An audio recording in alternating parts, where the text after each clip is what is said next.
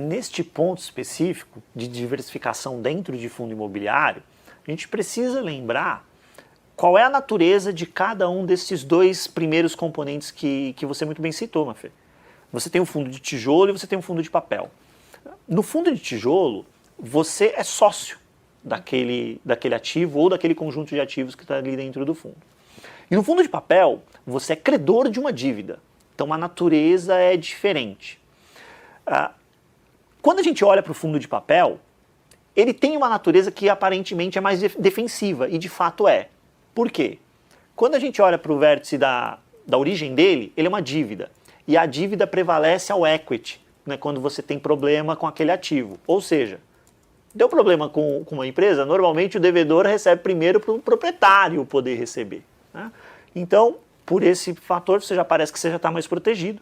E no segundo fator é que, historicamente, você tem menor volatilidade no fundo de papel. Historicamente, não no cenário atual.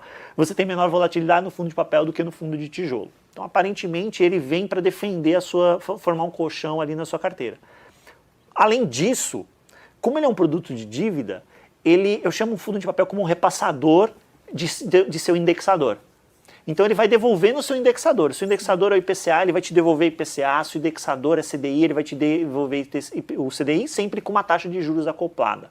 O principal não tem razão para ter grande oscilação num mercado bem precificado, num mercado eficiente. Não faria sentido. Às vezes a gente vê aquele ponto que você colocou, o pessoal pagando 120, 130, 140 numa nota que vale 100. Não deveria, mas às vezes a gente vê. No fundo de tijolo, ele também tem essa questão da renda, só que você, comprando bem o ativo, um bom ativo, bem localizado, sabendo operar o ciclo imobiliário, você tem a valorização do ativo que você colhe ao longo do tempo. Então, primeiro você tem que separar esses dois vértices. E aí dentro do fundo de papel, você é credor de dívida? Tem dívida e tem dívida. Tem a dívida de maior qualidade, onde você tem uma menor probabilidade de calote daquilo ali, que são os fundos high grade, como o mercado chama.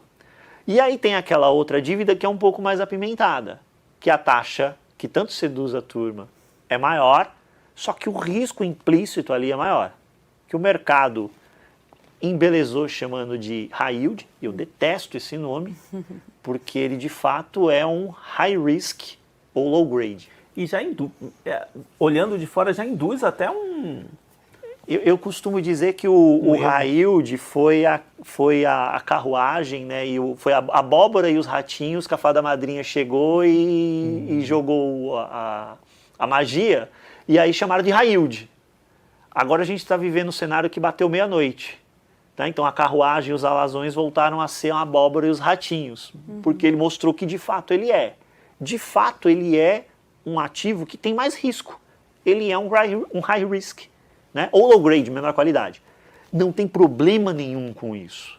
Numa carteira diversificada, a depender do perfil do investidor, ele vai ter condições de ter uma fração da carteira exposta a esse ativo. Só que ele primeiro tem que reconhecer qual é o perfil dele, se ele tem perfil para isso. E aí a gente volta para os fundamentos. Não existe modelo de construção de carteira em que os ativos dessa natureza sejam dominantes na carteira.